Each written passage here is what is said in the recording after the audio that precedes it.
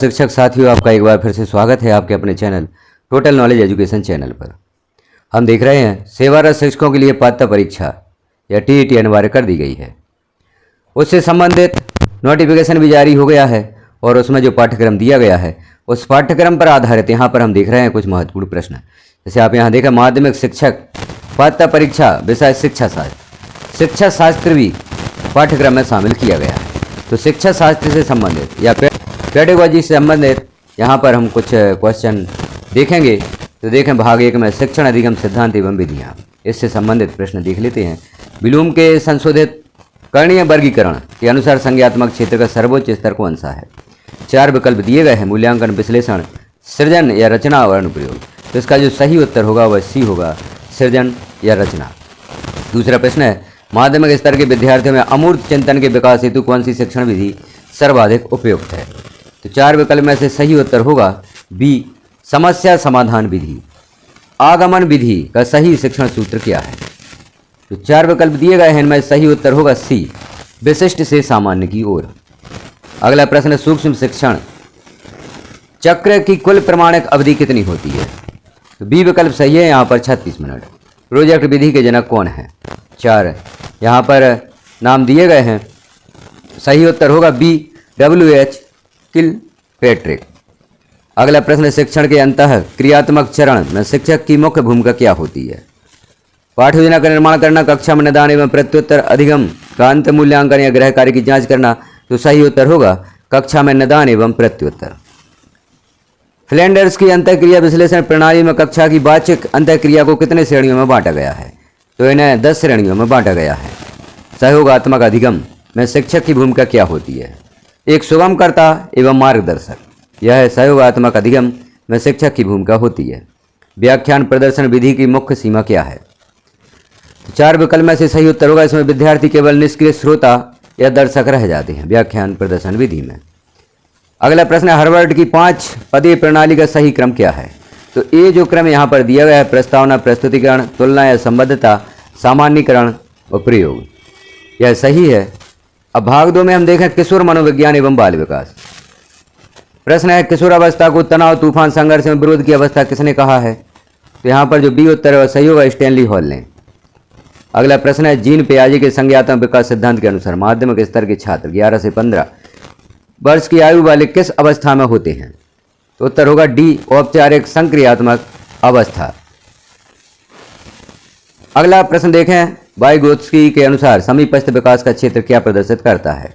तो जो बी विकल्प है, वयस्क या अधिक कुशल साथी की सहायता से हासिल किए जाने वाला विकास स्तर, यह सही होगा। अगला प्रश्न है, एरिक एरिक्सन के मनोसामाजिक विकास सिद्धांत के अनुसार किशोरावस्था का मुख्य संकट या द्वंद्व क्या है? तो उत्तर होगा बी, पहचान बनाम पहचान भ्रांति। अगला प्रश्न है, वाइगोत्स्की द्वारा प्रतिपादित इसके फंडिंग का अर्थ क्या है? तो सी विकल्प जो है, सीखने के दौरान आवश्यकता अनुसार दी जाने वाली अस्थायी सहायता, यह सही होगा। अगला प्रश्न, कोहलबर्ग के नैतिक सिद्धांत, नैतिक विकास सिद्धांत के अनुसार सामाजिक अनुबंध अभिमुखता किस स्तर में आती है? तो वह आती है, जो सी विकल्प है, उत्तर पारंपरिक स्तर में आती है। अगला प्रश्न है, सृजनात्मकता का मुख्य घटक कौन सा है? धारा प्रवाहिता, लचीलापन, मौलिकता या अभिसारी चिंतन। तो डी जो विकल्प है, अभिसारी चिंतन, यह सही होगा। अगला प्रश्न है, गार्डनर के बहुबुद्धि सिद्धांत के अनुसार आत्म जागरूकता एवं स्वयं की भावनाओं को समझने वाली बुद्धि कहलाती है। तो बी विकल्प, अंतः वैयक्तिक बुद्धि, यह उत्तर सही होगा। किशोरावस्था में काल्पनिक श्रोता की अवधारणा का तात्पर्य है, ये विकल्प सही है, किशोरों का सोचना कि हर कोई उन्हीं पर ध्यान दे रहा है। अगला प्रश्न है, थॉर्नडाइक के सीखने के नियमों में मुख्य नियम कौन सा है? तो डी अर्थात उपरोक्त सभी, तत्परता का नियम, अभ्यास का नियम और प्रभाव का नियम, तीनों विकल्प यहाँ पर सही हैं। तो यहाँ पर जो डी विकल्प होगा, उपरोक्त सभी, यह सही होगा। अगला भाग, समावेशी शिक्षा एवं विशेष आवश्यकताएं। तो यहाँ पर देखें, समावेशी शिक्षा का मूल दर्शन क्या है? उत्तर होगा बी, सभी बच्चों को बिना किसी भेदभाव के नियमित विद्यालय प्रणाली में गुणवत्तापूर्ण शिक्षा देना। अगला प्रश्न है, डिसलेक्सिया मुख्य रूप से किस अधिगम अशक्तता से संबंधित है? पठन विकार। जो सही उत्तर होगा वह पठन विकार होगा। डिस्कैलकुलिया का संबंध किससे है? तो यहाँ पर जो बी विकल्प है, गणितीय गणनाओं को समझने में कठिनाई, यह उत्तर सही होगा। दिव्यांगजन अधिकार अधिनियम किस वर्ष लागू किया गया? तो सी विकल्प 2016 में यह लागू किया गया। ADHD का पूर्ण रूप क्या है? तो यहाँ पर देखें सही विकल्प ए है, attention deficit hyper activity disorder. इसका जो पूर्ण रूप होगा यह ए विकल्प होगा। अगला प्रश्न है, प्रतिभाशाली बालकों की पहचान हेतु सबसे प्रमाणिक विधि कौन सी है? तो बी विकल्प बुद्धि परीक्षण, उपलब्धि परीक्षण एवं अवलोकन का बहुआयामी आकलन, यह विकल्प सही होगा। अगला प्रश्न है, वंचित वर्ग से आने वाले विद्यार्थियों को कक्षा में समाहित करने का सर्वोत्तम उपाय क्या है? उत्तर होगा बी विकल्प उनकी सांस्कृतिक पृष्ठभूमि का सम्मान करते हुए समावेशी वातावरण बनाना। अगला प्रश्न है, सहानुभूति की तुलना में परानुभूति समावेशी शिक्षक के लिए क्यों आवश्यक है? तो ए विकल्प यहाँ पर सही है 4 विकल्प में से। यह छात्र के दृष्टिकोण को उसकी जगह रहकर समझने की क्षमता देती है। अगला प्रश्न, मूल्यांकन सतत एवं व्यापक मूल्यांकन, जो अगला भाग है उसका प्रश्न, अधिगम के लिए मूल्यांकन का मुख्य उद्देश्य क्या है? तो यहाँ जो 4 विकल्प दिए गए हैं, बी विकल्प सही है, शिक्षण अधिगम प्रक्रिया के दौरान छात्रों को निरंतर प्रतिपुष्टि देना। अगला प्रश्न है, सतत एवं व्यापक मूल्यांकन में व्यापक शब्द का अर्थ है? सी विकल्प सही है, व्यापक शब्द का जो अर्थ है वह शैक्षिक एवं सह शैक्षिक दोनों क्षेत्रों का समग्र मूल्यांकन। रचनात्मक मूल्यांकन का उदाहरण कौन सा है? तो 4 विकल्प में से सी विकल्प सही है, कक्षा, चर्चा, क्विज एवं दत्त कार्य। अगला प्रश्न, एक अच्छे प्रश्न पत्र के निर्माण हेतु सही चरणों का अनुक्रम क्या है? तो डिजाइन तैयार करना, ब्लूप्रिंट का निर्माण, प्रश्न लिखना और अंक योजना। बी विकल्प यहाँ पर सही होगा। अगला प्रश्न है, पोर्टफोलियो आकलन का मुख्य लाभ क्या है? तो सही विकल्प देखें बी यहाँ पर होगा, यह समय के साथ छात्र की प्रगति का क्रमिक प्रमाण प्रदान करता है। अगला प्रश्न है, मानव संदर्भित परीक्षण का मुख्य उद्देश्य क्या होता है? उत्तर ए होगा, छात्र की तुलना अन्य छात्रों के समूह से करना। वस्तुनिष्ठ प्रश्नों का सबसे बड़ा गुण वस्तुनिष्ठता एवं विश्वसनीयता का अभाव, यह होता है वस्तुनिष्ठ प्रश्नों का सबसे बड़ा गुण। अगला प्रश्न है, रूब्रिक्स का उपयोग मुख्यतः किसके लिए किया जाता है? तो बी विकल्प जो है यहाँ पर सही है, जटिल निष्पादन परियोजना एवं मौखिक प्रस्तुतियों के स्पष्ट मूल्यांकन हेतु। राष्ट्रीय शिक्षा नीति NEP के अनुसार स्कूली शिक्षा की नई संरचना क्या है? तो यहाँ पर देखें जो बी विकल्प है, 5 धन 3 धन 3 धन 4, यह संरचना होगी। अगला प्रश्न है, NEP 2020 की नई संरचना में मध्य स्तर में कौन सी कक्षाएं आती हैं?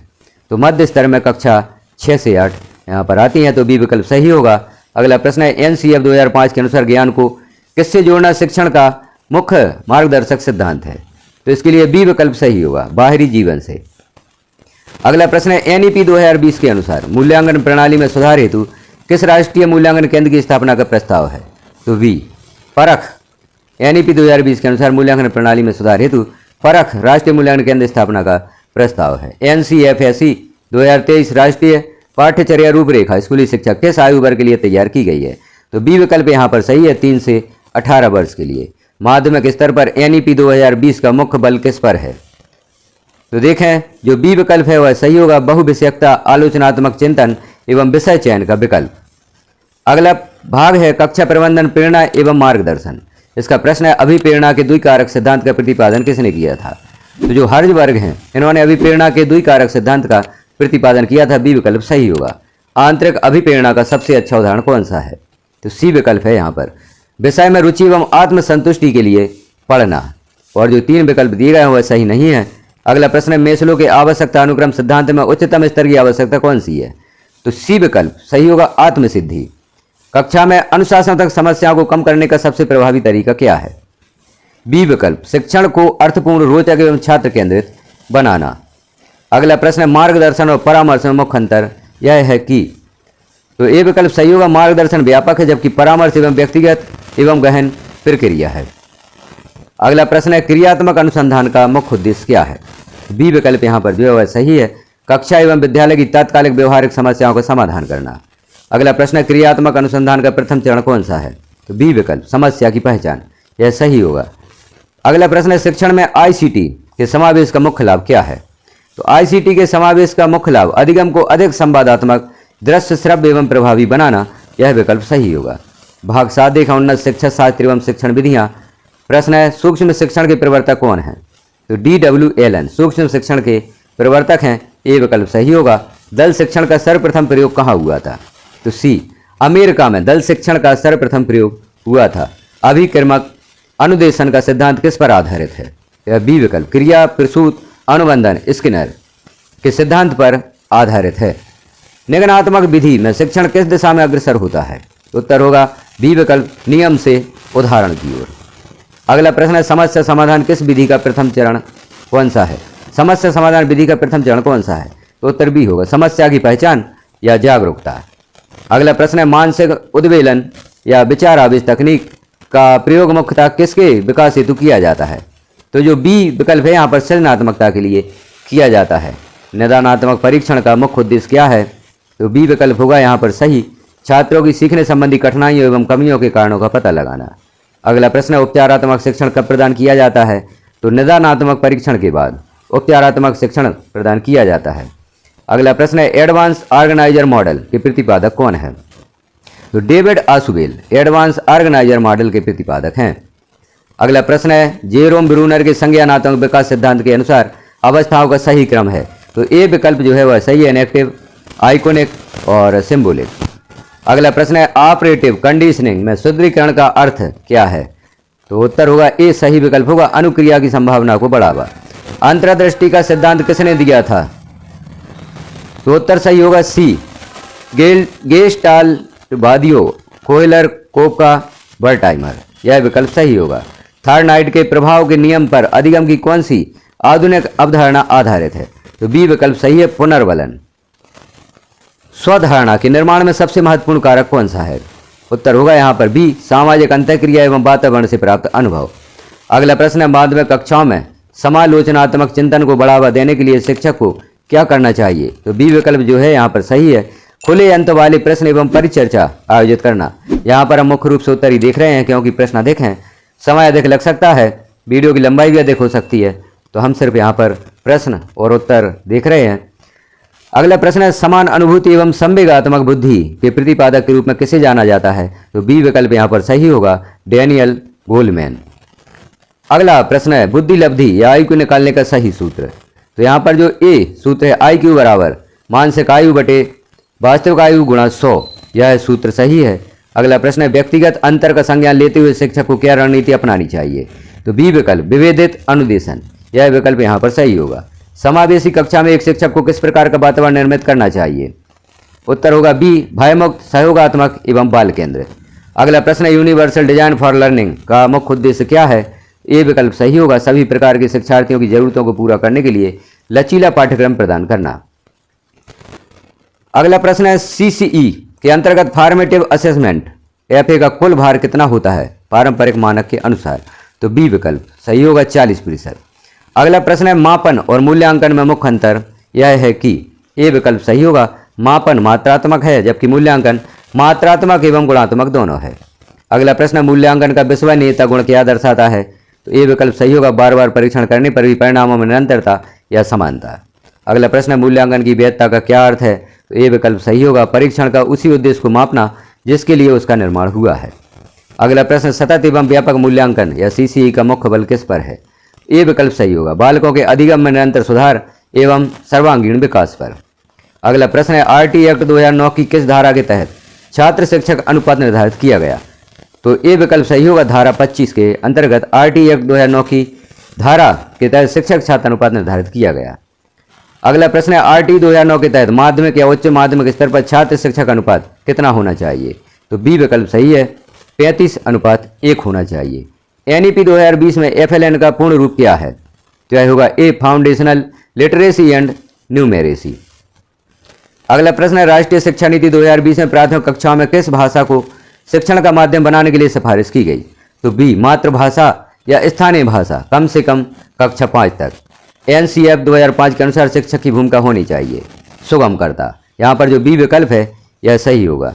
अगला प्रश्न है राष्ट्रीय शिक्षा नीति 2020 के तहत शिक्षकों के सतत पेशेवर विकास CPD हेतु प्रतिवर्ष कितने घंटे का समय निर्धारित है? तो बी विकल्प यहाँ पर सही है, 50 घंटे। माइक्रो टीचिंग में प्रतिपुष्टि का प्राथमिक उद्देश्य क्या है? तो उत्तर होगा यहाँ पर ए, शिक्षक प्रशिक्षार्थी के व्यवहार एवं कौशल में सुधार लाना। अगला प्रश्न कक्षा प्रबंधन में विलोपन तकनीक का प्रयोग किस लिए किया जाता है? तो ए विकल्प यहाँ पर सही होगा, अवांछनीय व्यवहार को सुदृढ़ीकरण न देकर धीरे धीरे समाप्त करना। अगला प्रश्न है फ्लैंडर्स की अंतःक्रिया प्रणाली में श्रेणी 1 से 7 किससे संबंधित है? तो ए विकल्प यहाँ पर सही है, शिक्षक कथन। समग्र प्रगति कार्ड एनईपी 2020 की एक प्रमुख पहल है, इसमें शामिल है। ए विकल्प सही है, स्व आकलन, सहपाठी आकलन एवं शिक्षक आकलन। अगला प्रश्न है, किशोरावस्था में पहचान संकट शब्द का सर्वप्रथम प्रयोग किसने किया? तो ए एरिक एरिक्सन ने इस शब्द का प्रयोग किया। अगला प्रश्न है, अल्बर्ट बांडुरा के सामाजिक अधिगम सिद्धांत का मुख्य आधार? ए विकल्प यहाँ पर सही है, अवलोकन एवं अनुकरण। जीन पियाजे के अनुसार आत्मसात्करण का क्या अर्थ है? तो इसका अर्थ है नए ज्ञान को पूर्व मौजूद मानसिक योजनाओं में शामिल करना।